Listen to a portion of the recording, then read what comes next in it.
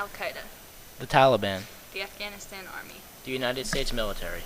What do each of these groups have in common, other than being in the same place at the same time? America's army is fighting side by side with Afghanistan's army to help defend its country from these two groups. It is obvious that our troops are still needed in Afghanistan to defend their country while they are still organizing themselves.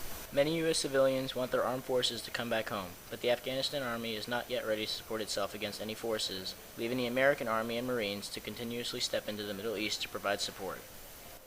At about the same time as we were planning on killing Osama bin Laden, the Taliban was planning their spring offensive, which is currently taking effect even today in places like Kabul and others across the country. Even before the death of Osama bin Laden, the United States was trying to pull out some of our troops to see if the Afghanistan Army could stand by itself. On February 15, 2011, the formal withdrawal of the American military began from the Peck Valley. As a test of their military readiness, Afghan units will remain in the valley. This is expected to be a problem since Afghan officials worry that the shift of troops amount to be an abandonment of territory where multiple insurgent groups are well established, an area that Afghans fear they may not be ready to defend on their own. And it is an emotional issue for American troops who fear that their service and sacrifices could be squandered.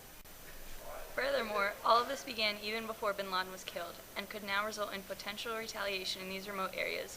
So instead of using the death of bin Laden as an excuse to give up the fight, the United States should build on it to advance the U.S. Afghanistan strategy, which stands a greater chance of success in the contents of a degraded Al-Qaeda.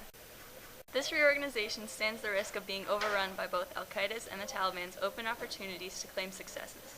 This is why, at least for a while longer, the U.S. should not pull out the remainder of our soldiers while Afghanistan is still in a risky state.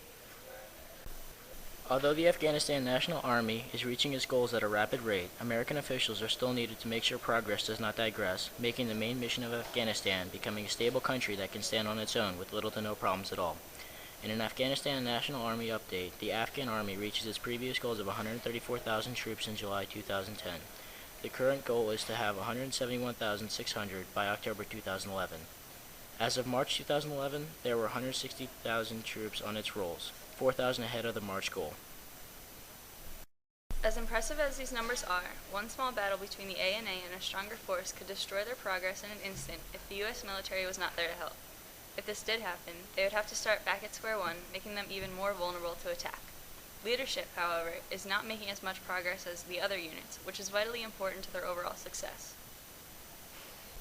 The ANA update also explained that in November 2010, there were 18,191 officers, where 22,646 are required, and there were only 37,336 NCOs, where 49,044 are required.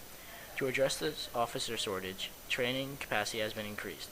The shortfall is expected to be eliminated by October 2012. Based upon the number of years we have already spent in Afghanistan, another year will not seem that much longer in the future to guarantee that our troops will not have to spend more time there.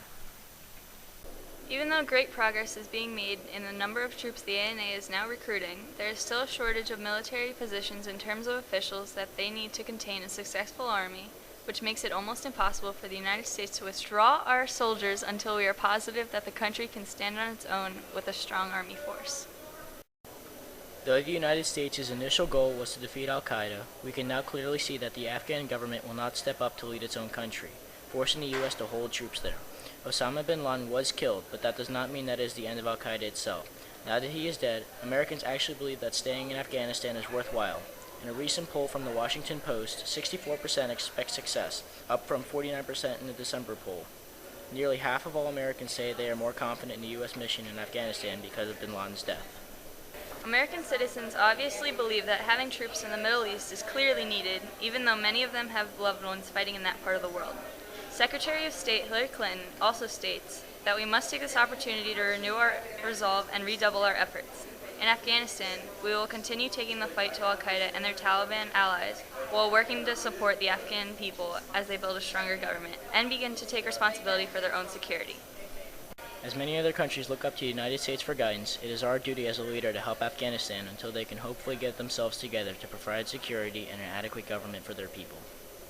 Keeping our soldiers in Afghanistan is not only understood by the United States public, but it is supported. Statistics make it clear that although we recently just celebrated the death of the leader that ran one of the biggest terrorist groups known to America, our people need to remain in their country to protect their helpless citizens. The ANA is making outstanding progress in terms of reaching their ideal number of soldiers, but still needs some major help in leadership areas, those being the most important. The U.S. Army needs to stay in Afghanistan because our overall mission is to help them become stable, not just overcome the Taliban or Al-Qaeda.